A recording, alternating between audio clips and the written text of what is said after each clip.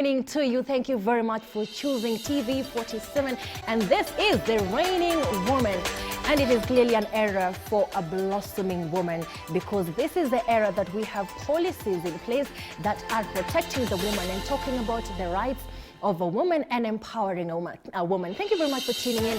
My name is Corazon Stefan, and this evening we're talking about SDG 5, Sustainable Development Goals. Well, it is not a myth if you try to look at it bit by bit. And the bit we're looking at this evening is gender equality.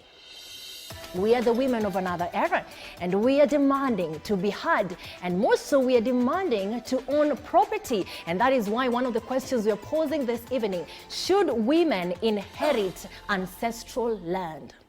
Should women inherit ancestral land? Even as we eat into this bit by bit, do talk to us. The SMS line is open to 22047 220447. Kisha kwenye Facebook ni @TV47KE and @Safan3. Talk to me. My name is Corazon Stefan. Tunajiuliza swali jioni ya leo: mwanamke ambaye amezaliwa katika jamii ya Kiafrika, je, naye pia anafaa kurithi ardhi? Do we have women and men who have come to that kind of development level? I have Pressy Akinyi, who is legally becoming a legalist. Lawyer, that was a long one. Thank you very much for coming. And then I have Glory Kadhambi, who is a gender specialist. And then I have Grace Gitau, who is also a gender specialist. Now, because we are the reigning women, can we just say reigning women? Reigning women! Thank you so much for coming. Pressy, let me begin with you and into the question we're handling this evening. Mwanamke anafaa kurithi ardhi, in your judgment? Yes, yes, by all accounts, yes. First of all, because we are talking about gender inequality, which has been stipulated very well under the SDG goal number 5, it has pervaded through society since time immemorial. If you look at the 19th century, the rise of the women's suffrage movement and whatnot, spreading on to different jurisdictions till date. I feel as if these movements were there basically to push for the rights of women, push for opportunities for women, to the extent that they should be implemented today. So when we ask ourselves, should women inherit land, should women get access to land, we are mirroring the movement or the aims and the aspirations of these women. So they should definitely inherit land. All right, yes. Glory, what would a woman do with land? That is what many would ask, because, well, you get married to a man who has already inherited land. What would your judgment be? But I'm also a person. What do you need the land for? I need the land. If a man needs the land, why then don't well, I need they say the because land? the man is going to own the home. Yeah, I'm also going to have a home. If for example, I'm going to have kids, I also Yes. want my kids to inherit my land, yeah? I want all the best for my kids as well. So Right. there's no point of where a man is inheriting land and a woman is not inheriting land. All I right. think, okay, because it's there in the law, I think it should actually be that women also implement land. It's not like, let us not normalize everything like it was there in our cultures before. Let us be the generation that we are right now. All right, Yeah. a different one. Grace Gitau, they actually say that there is no need of having two homes if you're one family. And that's why I'm asking Glory, what would she need land for? I know that we have fought for these rights, but do you really think a woman needs to inherit ancestral land? Yes, a strong yes for me, because I believe that women's rights are human rights. Right. And when you look deeply on about the composition of what women do, they have triple roles. There's a reproductive role, the productive role. So for them to achieve both roles, there is need to access and control. Because most of the time we find that women only have access but do not have the control. But yet you find that they are the ones who are mainly in the domestic sphere.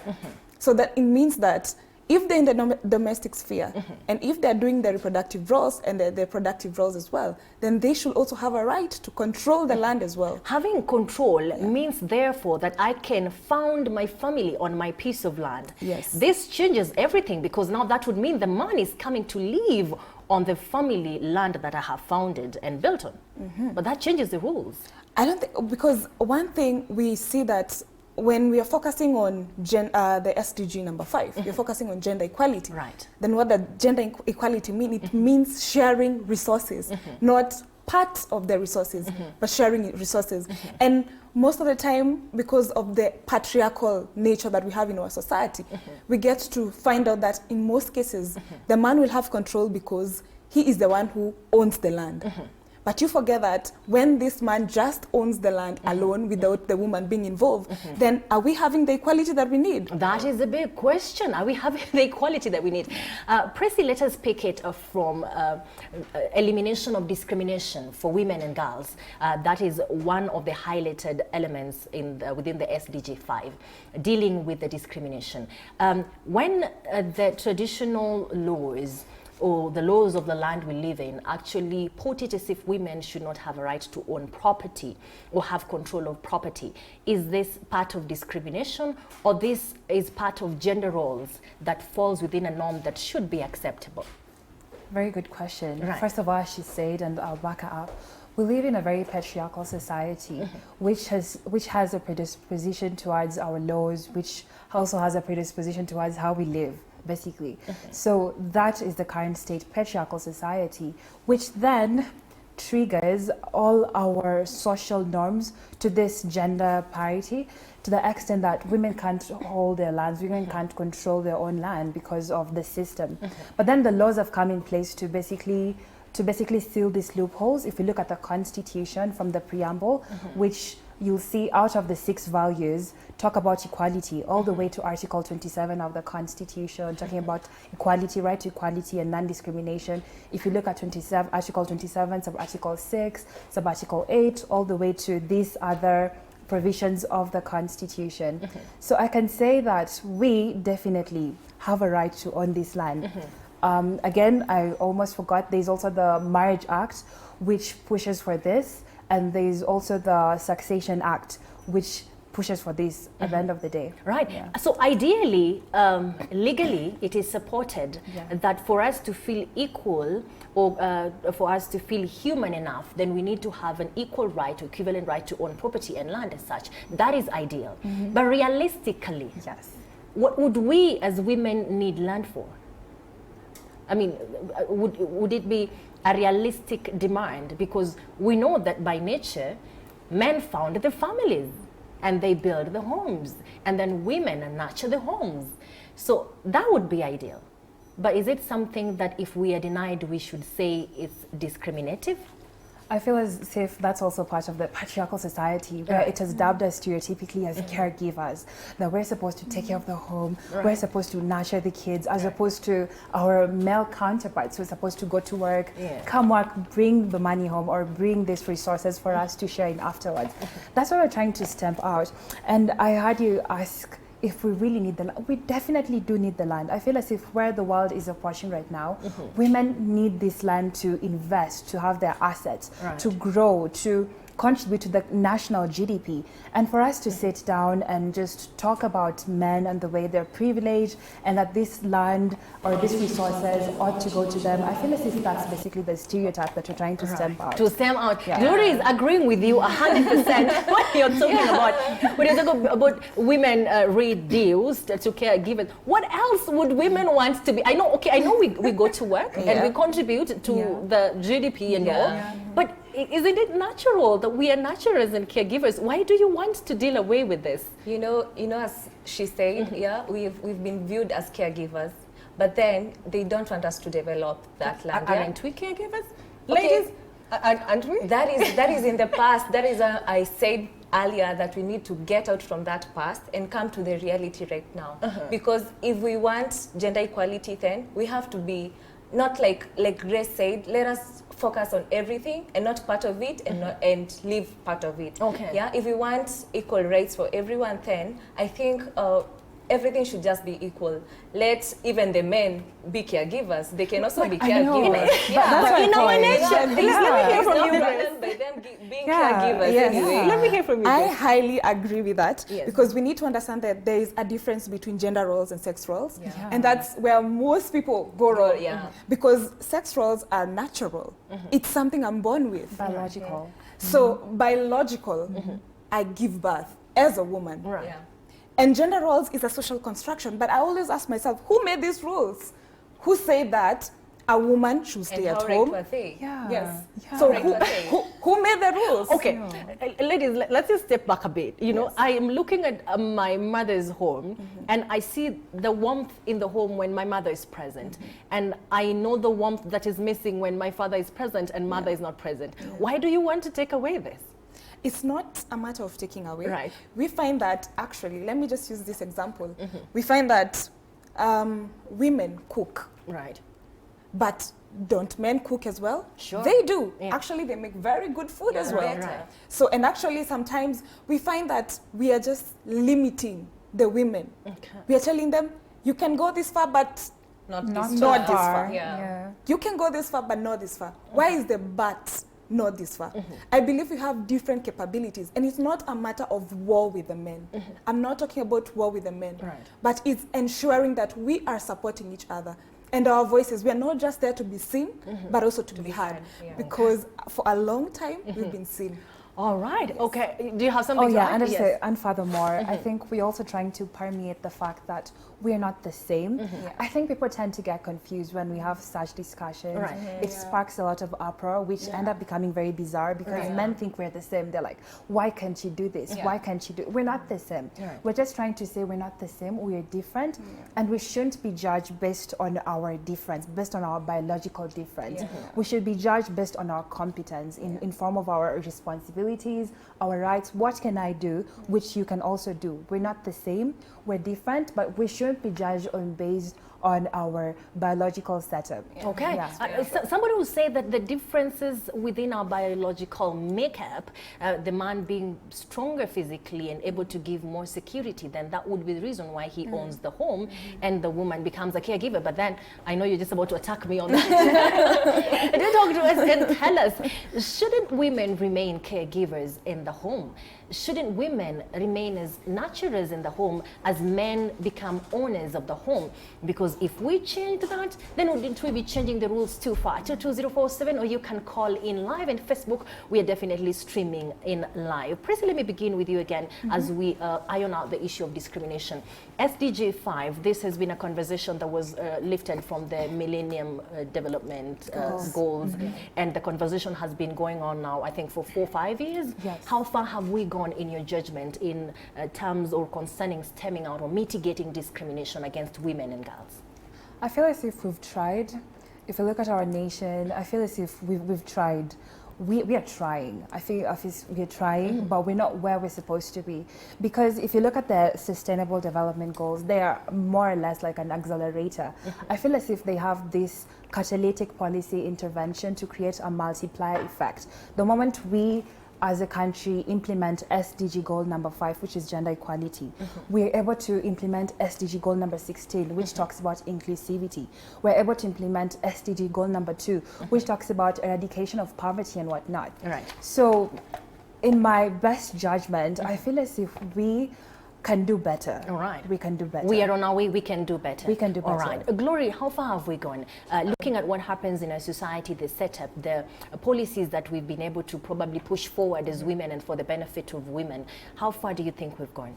As she said, I think we are doing better. It's not like the millennials were. Right. So because as we see more organizations are coming in to push for women rights and all that, the government also is doing some part of their work, Right. because they have also enabled implementation of such some policies that look forward to gender equality.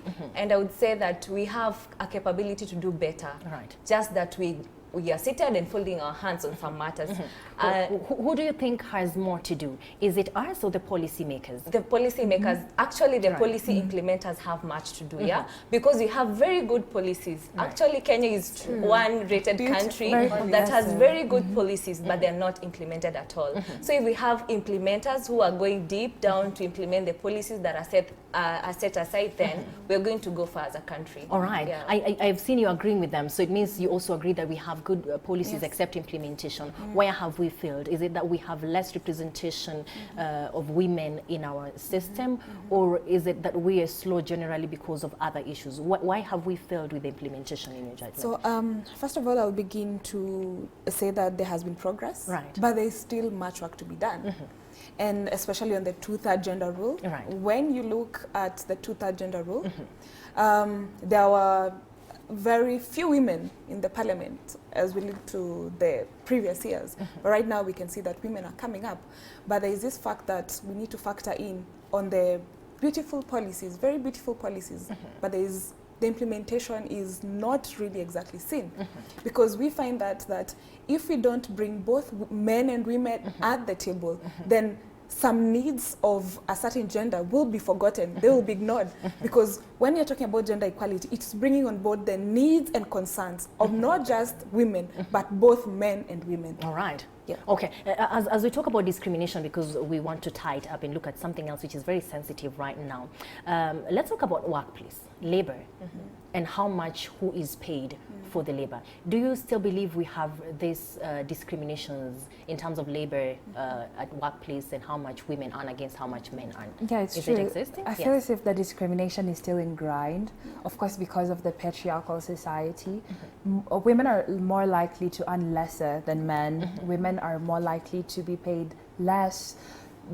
They could be having perhaps the same competence, they could be having the same capability, but then the payroll becomes lesser based on the fact that they're women. Do you ever ask yourselves why somebody thought women should be paid less because they're women? I know. I mean, is it that they looked less human?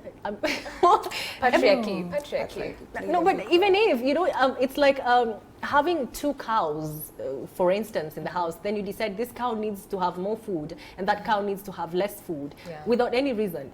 I remember there was this conversation I was having with my friends some time back, and they were saying sometimes these employers consider some very superfluous factors, which to me are very absurd. That a man gets to be the provider, he provides more, so he deserves to be paid more. It needs to commensurate his pay slip, which to me doesn't really make sense, because I go to work, I provide for the family, and all you do is perhaps go to work, or you're a stay-at-home lady or wife, I get to earn more than you. So they look at those very superfluous factors, and that then leads to their pay rise as compared to women. You are agreeing with her, but isn't it also true that on the ground things are a little different, and women are still expecting men to take more and bigger responsibilities in the households? I don't think so, actually, because as we see right now, more women are coming up to be more providers actually than men are.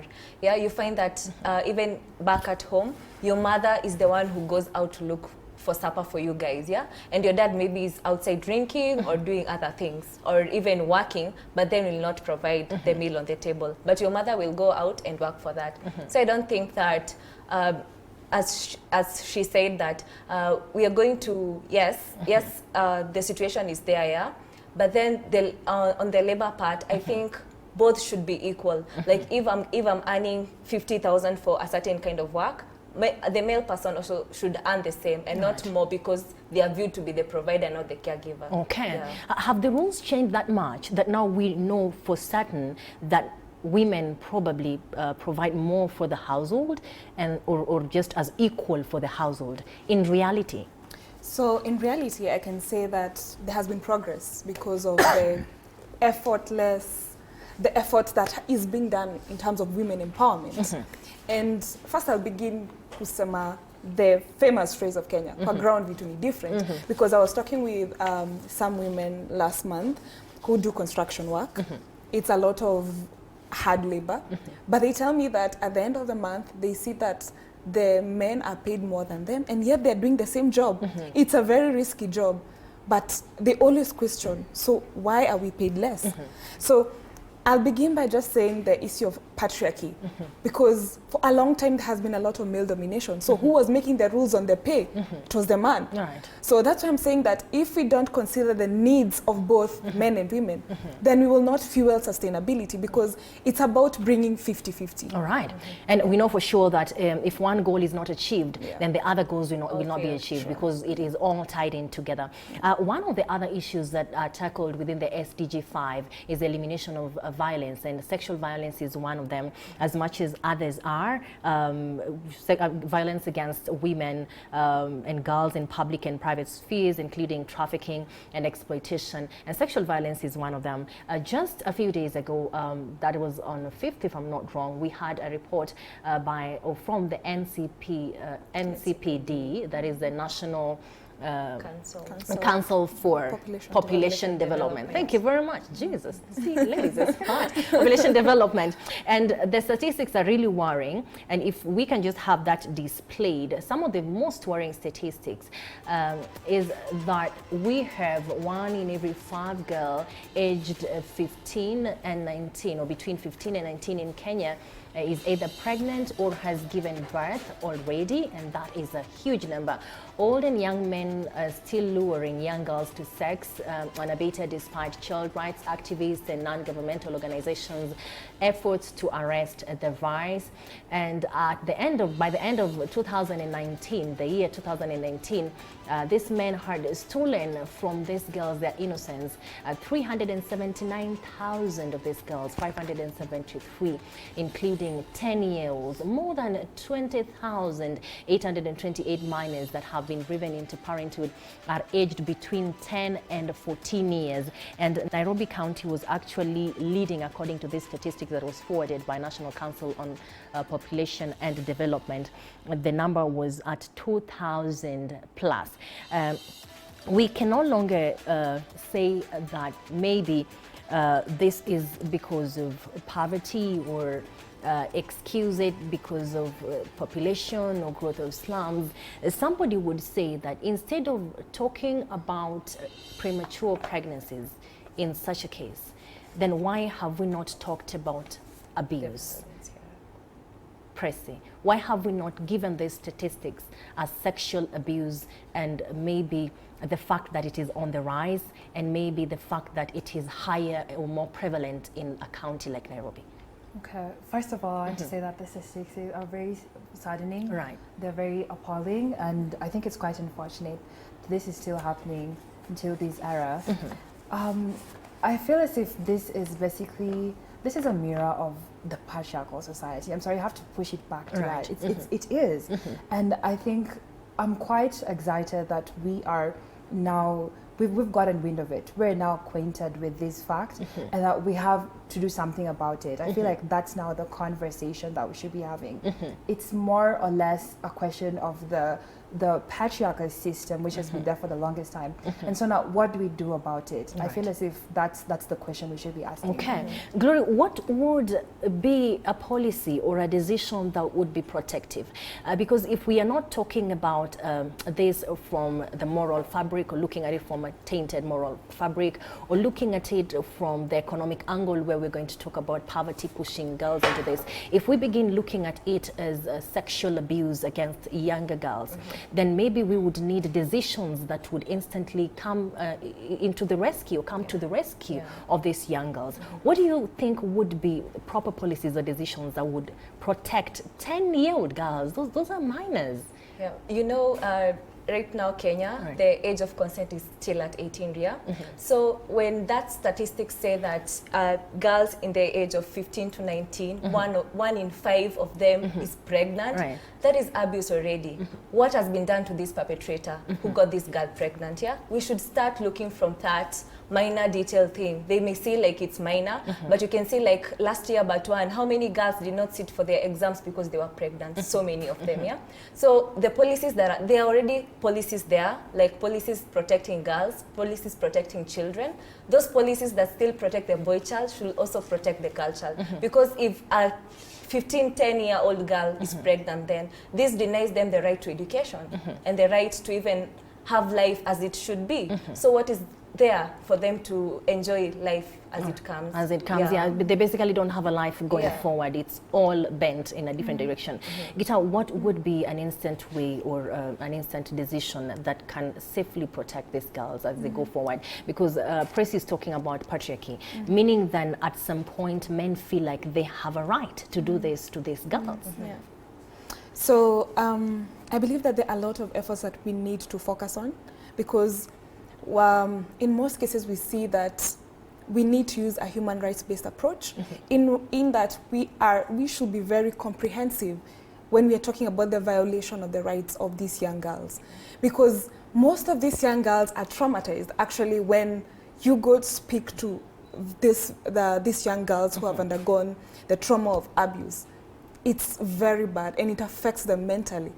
So we need to be there for them. We need to support them because we are in a generation where we require a lot of support and equality when it comes to, because women's rights are human rights as well. Right.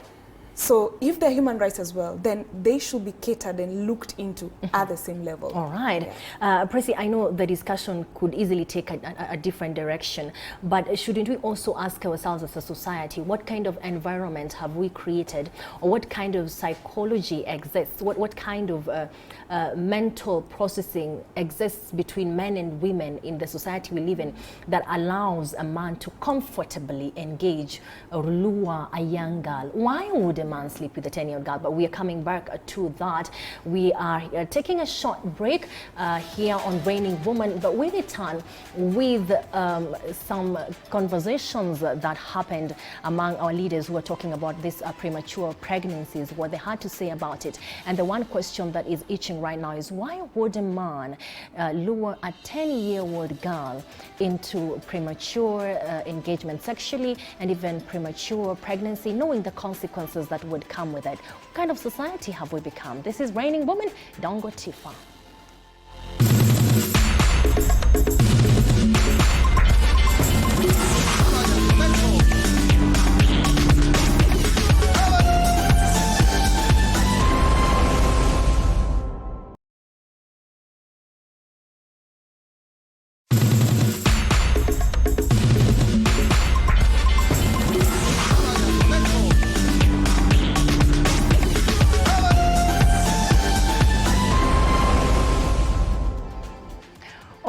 Welcome back. You're watching The Reigning Woman here on TV 47, and the conversation is about the SDG 5. And we are talking about sexual violation, violence against women, or abusing women sexually, and the fact that now this has led to premature pregnancies. And this is what our leaders had to say about this when the report from NCPD came out. For parents, for teachers, and indeed for the community, when we see young girls getting pregnant while in school. So I want to encourage Mheshimiwa Mama County that she should continue having such events. And even in our own areas, we need to do the same, because this disease of young schoolgirls getting pregnant is getting out of hand. So we need to now work on this to ensure that this has to stop. The issue of encouraging young girls to use the pill or to use family planning is not here at all. But education must be given to girls. It is not right for us as grown-up people to imagine that these young girls actually know what is right, what is wrong, what happens with their bodies. In fact, by the time these young girls and boys are at the age of 12, they are almost becoming very mature to start having sex. So we don't encourage sex at all in school. Even before the age of 18, we don't encourage. And that's why we were here to tell them this is wrong. As a Kenya Film Classification Board, our concern is the All right, there goes the question. Should we give the young girls pills, as much as we do not agree with engaging in sex quite early? But we also know that there are others who engage too early. 10 years, that is too early. Because we do not have much time. This is going on, and we have pointed fingers and condemned it and talked about people who are abusing these girls being held accountable. And I know for as long as the conversation around SDG 5 continues in Africa and globally, then these issues must be talked about. What would be the solution that would be provided by the organizations that are spearheading this conversation, or the government that definitely has to implement the policies that exist? I feel as if we need to acclimatize ourselves with whatever's been happening. We now have reached a point where we can't just bury our heads in the sand and say that we don't know what's happening. That would be very hypocritical. Therefore, I suggest that we create awareness. We need to tell these girls of the actual happenings so that whether they find themselves in this situation intentionally or not, they know what to do. They know what to take as the next step. So we need to create awareness. We need to inform these girls concerning everything pertaining to sex, everything pertaining to the whole sexual orientation as maybe when they come of age, or maybe as early as they're maybe 12 or something. I can't come up with an exact age, but basically we just need to educate them. We need to create awareness. All right. Yes. Glory, education would mean talking about things that in some homesteads are taboos. Yeah. Do you think that contributes? And you've also mentioned this conversation being taken lightly, that people talk about this, but do they actually act appropriately to handle or deal with this matter? Yeah, as I said, like NCPD launched that, but then after that, what did they do? Or they've been having this as an issue. What have they done? Organizations are coming up, yeah, like organizations dealing with sexual reproductive health and rights, and they've come out clearly to say that they want human sexuality education to be implemented in schools. Right. But we see the Ministry of Education having pushbacks and all that. What is it that they're holding back to people?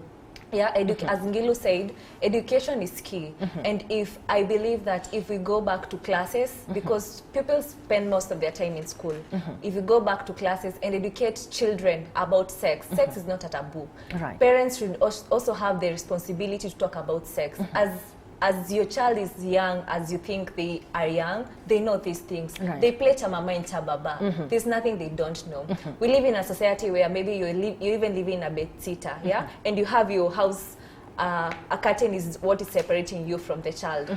But then who tells you that the child doesn't know what is really going on? We have music and things, we have Movies, technology yes. and all that. Children see these things. Right. And the moment a child will ask you something and you don't tell them what exactly is there, they're going to inquire from their friends. Do they have the mental capacity to understand? I mean, maybe their bodies are responding because, well, this is a natural thing. Yeah. But do you think children as young as 9, 10 have the mental capacity? Then that is what I'm saying we should educate them about. Right. We should tell them that if you see this and this happening, this is what it is. Right. And it's not the basic life skills education that they say that they're giving to children, but incorporate human sexuality education, which it is age appropriate and which children should have. All right. Yeah. I don't think we should ignore it anymore. Yeah. We mentioned the role of culture because we know that within this report, Narok was leading with this shame, as they called it. And we know the kind of culture that exists within Narok County. Well, according to UNICEF data, 34% of girls aged between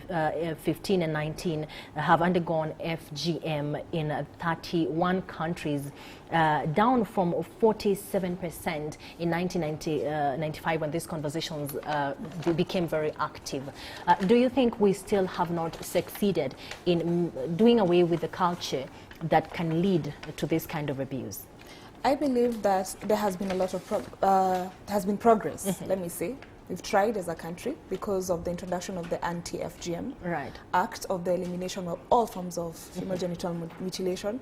But I'll also say that socialization process begins at the home level. Right. It doesn't begin at school. It doesn't begin at high school. It doesn't begin at the university. Socialization process begins at home. So, and at home, this is for the parents. Right. Parents need to learn, unlearn, and relearn, because times are changing. The generation then is not the generation right now, because there's been a lot of technological advancement. Right. Because when you look at the past, we didn't used to have the smartphones. Right. You didn't go to Google and ask, is something okay with me? That was not there. But right now, children can easily go to Google and just search whatever issue they need to address or need to be addressed. So times are changing. Parents need to have an open discussion with their children, Right. because it's very important, unlike blaming them. And there they did not speak to the child. You can't blame a person and yet you did not tell them that this is what you should do. Right. So parents need to provide solutions and not just blame. All right. Thank you very much, ladies. I know we need more time to continue with this conversation because it's wider than we can complete right now. But thank you very much, Presi Akinyi. Thank you very much, Glory Kadambi. I got that right? Finally. And Grace Gitau, both a gender specialist and a legal expert as well. I wish you all the best. I know that you still don't want to call yourself a lawyer, but you're on your way there. And I know also that you have an opportunity to talk with these girls outside there. It is a blossoming era for us, but is it a blossoming era for all the girls or all the women living within this generation? And Joseph Mushiri said, tuned from London, UK. Thank you very much. Ras Njoroge watching from Doha. Thank you. Rafa Jung said, tuned in from New York. Okay. Emmanuel Simi says, watching from Naivasha. You're the closer one. Michael Wanyonyi says, mwanamke pia awe na nafasi ya umiliki. Lynn Corner, you said, tuned. Remember the question we posed this evening was, should women inherit ancestral land? That conversation goes on online. And you have been with me, Corazon Stefan. Thank you very much for choosing TV47. Upewa TV47 unakuja baada ya hapa kukujulisha ni kipi ambacho kinatendeka kote katika taifa letu. But this has been the Reigning Woman. Thank you. Have a good night.